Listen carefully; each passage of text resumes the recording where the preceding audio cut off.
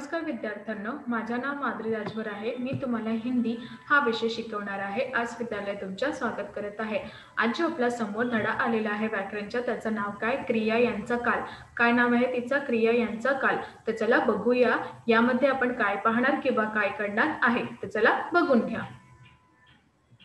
बघा, आता आपण पाहणार आहे की काल यांची परिभाषा आणि त्यानंतर यांचा भेद पाहणार आहे। बघा, जिसके द्वारा किए गए समय का ज्ञान होता है उसे काल कहते हैं और काल के 3 प्रकार हैं। ज्यांच्या द्वारा क्रियेचा काल, ज्यांच्या द्वारा क्रिया यांचा वेळ यांचा ज्ञान होते आहे त्यांना आपण काल असंही म्हणता।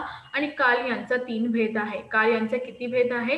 3 भेद आहे। तर काल के भेद, पहिला वर्तमान काल, दुसरा भूतकाल आणि तिसरा तुमचा आहे भविष्यकाल। तर याबद्दल कालचे किती भेद आहे? 3 भेद आहे। कोणकोणता आहे?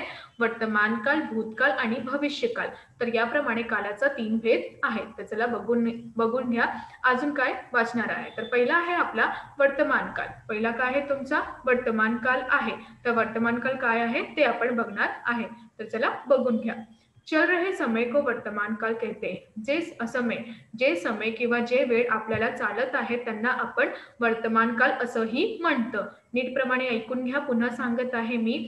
जे काल चालत आहे त्यांना आपण वर्तमान काल असंही म्हणतं। जसे उदाहरण, अजय हॉकी खेल रहा है।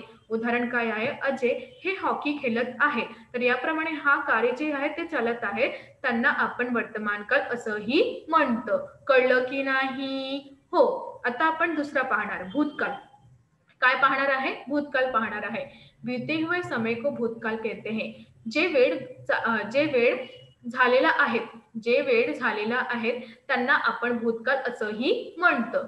जसे श्याम ने पत्र लिखा था। जसे काय आहे? श्याम यांनी पत्र लिहिलेलं आहे। तर याप्रमाणे भूतकाल काय आहे? जे होऊन झालेलं आहे त्यांना आपण भूतकाल असंही म्हणतं। कळलं की नाही? लवकरच लवकर सांगा। हो। आता आपण पाहणार आहे भविष्यकाल। काय पाहणार आहे? भविष्यकाल। वर्तमान काल, भूतकाल आपला झालेला आहे। आता आपण पाहणार आहे भविष्यकाल। तर भविष्यकाल काय आहे? नीटप्रमाणे ऐकून घ्या। भविष्यकाल, आने वाले समय को भविष्यकाल कहते हैं। जे वेळ आलेला नाही आहे, जे वेळ येणार आहे त्यांना आपण भविष्यकाल असंही म्हणतं। जसे भगत नरक जाएगा। भगत हे नरकला जाणार आहे। तर गेला आहे का? नाही, परंतु जाणार आहे। तर याबद्दल यांना आपण भविष्यकाल असंही म्हणतं। कळलं की नाही? लवकरच लवकर सांगा। हो। तर अजून काय आहे बघून घ्या। इथे बघा, आता आपण वर्तमान काल यांचा भेद पाहणार आहे। काय पाहणार आहे? वर्तमान काल यांचा भेद। वर्तमान काल के 3 भेद होते हैं। वर्तमान कालाचा किती भेद आहे? 3 भेद आहेत। कोणकोणता? पहिला बघा, सामान्य वर्तमान काल आणि अपूर्ण वर्तमान काल आणि तिसरा आहे तुमच्या पूर्ण वर्तमान काल। तर पहिला आपण बघणार आहे सामान्य वर्तमान काल। नीटप्रमाणे ऐकून घ्या तुम्ही लोक। क्रिया के अंत में प्रायता, क्रियाचा अंत मध्ये प्रायता, ता हे, ती हे, ते हे, ता ही, ता हू, ते हो, ती हो लगता रहता है त्यांना आपण सामान्य वर्तमान काल असंही म्हणतं। पुन्हा सांगू का? हो। बघा, क्रियाचा अंत मध्ये प्रायता, ता हे, ती हे, ते हे, ता हू, ती ही, ते हो, ती हो लागत आहे त्यांना आपण सामान्य वर्तमान काल असंही म्हणतं। उदाहरण, राम विद्यालय जाता है। राम कुठे जात आहे? विद्यालयाला जात आहे। तर याप्रमाणे तुम्ही बघणार इथे ता आहे, तर यांच्या वर्तमान काल असंही म्हणतं। कळलं की नाही? हो। आता आपण दुसरा पाहणार, अपूर्ण वर्तमान काल। क्रिया के अंत में रहा है, रही है, रही है, रहे हैं, रहा हूं, रही हूं, रहे हो, रही हो लगा रहता है त्यांना आपण अपूर्ण वर्तमान काल असंही म्हणतं। पुन्हा सांगत आहे मी, नीटप्रमाणे ऐकून घ्या। क्रियाच्या अंतमध्ये रहा है, रही है, रही है, रहे हैं, रहा हूं, रही हूं, रहे हो, रही हो हा सगळं लागत आहे। त्यांचा अंतमध्ये त्यांना आपण अपूर्ण वर्तमान काल असंही म्हणतो। जसं इथे राम विद्यालय जा रहा है, राम विद्यालय जाणार आहे, शाळेमध्ये जाणार आहे। तर याप्रमाणे इथे आपण अपूर्ण वर्तमान काल आहे आणि जे कार्य पूर्ण नाही होते त्यांना पण आपण अपूर्ण वर्तमान काल असंही म्हणतो। कळलं की नाही? हो। तर आता दुसरा पाहणार, पूर्ण वर्तमान काल। तिसरा काय आहे तुमचा? पूर्ण वर्तमान काल। क्रिया के अंत में आ, या, ई ए लगा रहता है। क्रियाचे अंतमध्ये आ या ई ए लावून होता है त्यांना आपण पूर्ण वर्तमान काल असंही म्हणतो। जसे राम विद्यालय गया है, जसे काय आहे राम विद्यालय गया है, तर याबद्दल गया या आलेला आहे त्यांना आपण पूर्ण वर्तमान काल म्हणतो आणि त्यांचं कार्य पूर्ण झालेलं आहे त्यांना आपण पूर्ण वर्तमान काल असंही म्हणतो। कळलं की नाही? लवकरच लवकर सांगा। हो, तर आता आपण पाहणार आहे दुसरा, तर चला बघून घ्या। आता इथे बघा, इथे आलेला आहे भूतकाळ। काय आलेला आहे? भूतकाळ। तर भूतकाळ यांचा 3 भेद आहे। किती भेद आहे? 3। तर पहिला काय आहे? सामान्य भूतकाळ। काय आहे? सामान्य भूतकाळ। क्रिया के अंत में आ या ई ए लगा रहता है, था थी थे का प्रयोग नहीं होता है, तर त्यांना आपण सामान्य भूतकाळ असंही म्हणतो। पुन्हा ऐकून घ्या, क्रियाच्या अंतमध्ये आ या ई ए लावून राहत आहे त्यांचं बद्दल था थी थे यांचा प्रयोग नाही होते त्यांना आपण भूतकाळ सामान्य भूतकाळ असंही म्हणतो। जसे राम विद्यालय गया, जसे राम विद्यालय गया या आलेला आहे आणि हा सामान्य भूतकाळ आहे। आता आपण पाहणार आहे अपूर्ण भूतकाळ। काय पाहणार आहे? अपूर्ण भूतकाळ पाहणार आहे। क्रियाचे अंतमध्ये रहा था रही थी रहे थे लागणार आहे त्यांना आपण अपूर्ण भूतकाळ असंही म्हणतो। पुन्हा सांगत आहे, नीटप्रमाणे ऐकून घ्या।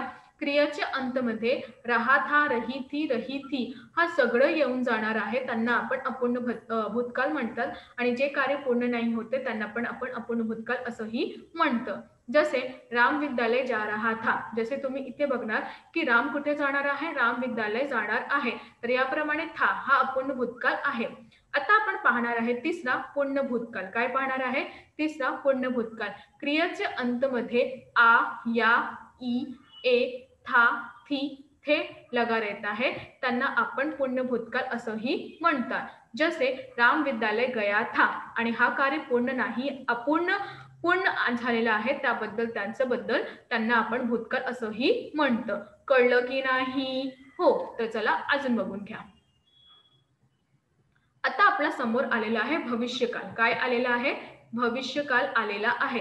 तर याप्रमाणे भविष्यकाळ काय आहे ते आपण बघणार आहे। बघून घ्या। सामान्य भविष्यकाल क्रिया के अंत में गा गी गे लगा रहता है। सामान्य भविष्यकालातून क्रियाच्या अंतमध्ये गा गी गे हा सगळं लावून आत आहे। जसे राम विद्यालय जाएगा, राम कुठे जाणार? विद्यालयाला जाणार, तर यांना आपण सामान्य भविष्यकालातून गेलेले आहे आणि यानंतर इथे भविष्यकालामध्ये पूर्ण किंवा अपूर्ण नव्हते, तर याप्रमाणे इथे एकही प्रकार दिलेला आहे भविष्यकालाचा ते असं प्रमाणे दिलेले आहेत। आता आपल्या समोर काही प्रश्न आलेला आहे त्यांचं आपण बघणार आहे। निम्नलिखित वाक्य को कोष्टक में सूचित काल में परिवर्तित करके पूर्ण वाक्य लिखिए। निम्नलिखित वाक्यातून कोष्टकच्या सूचित कालातून परिवर्तन करणं आणि पुन्हा ते वाक्य लिहायचं आहे। तर पहिला कोणता आहे? नीटप्रमाणे ऐकून घ्या। उसके प्रति हमारा व्यवहार बदल गया। पूर्ण वर्तमान कालातून तुम्हाला परिवर्तित करायचं आहे। दूसरा, अनुकरण करने की सभी चेष्टाएं व्यर्थ सिद्ध हुई। कोणाचं करायचं आहे? अपूर्ण वर्तमान कालातून।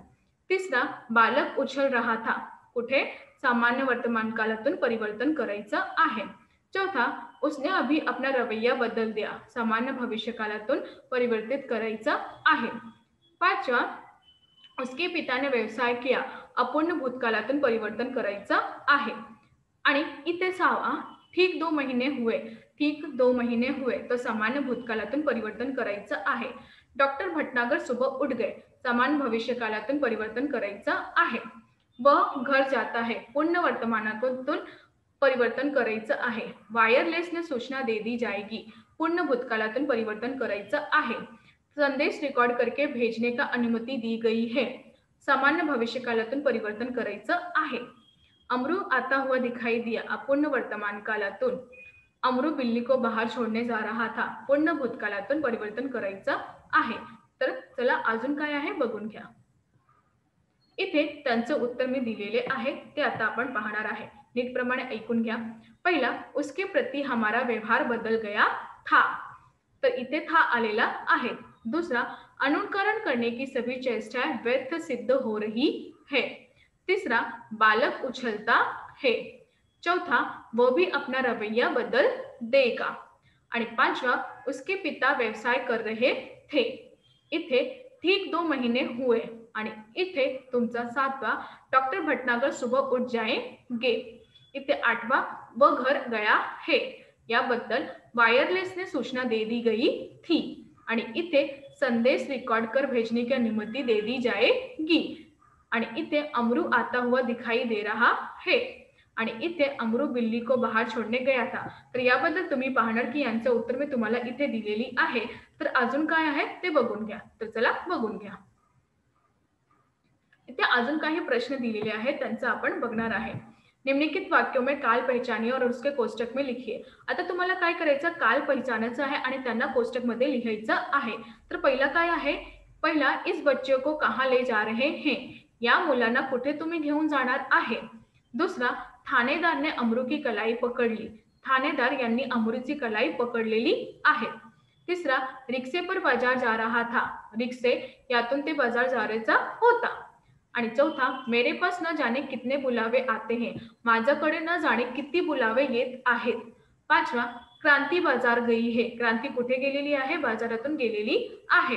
आता इथे 6वा, अब समाप्त हो गया है. आता समय म्हणजे वेळ समाप्त होऊन जाणार आहे.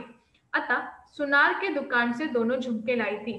सोनार याच्या दुकानावर किंवा दुकानावर दोघंही झुमके मी आणलेलं होता. 8वा, अमरू हसता हुआ घर वापस आ गया. अमरू हसवण आनंदी होऊन घर वापस आलेला आहे. बिल्ली भाग रही थी. बिल्ली खूपच भागत होती. अमरू बिल्ली को छोड़ आएगा. अमरू हे बिल्लीला सोडून येणार आहे. तर याबद्दल इथे जे काल दिलेले आहे त्यांचा कोष्टक मध्ये परिवर्तन करून तुम्हाला लिहायचं आहे.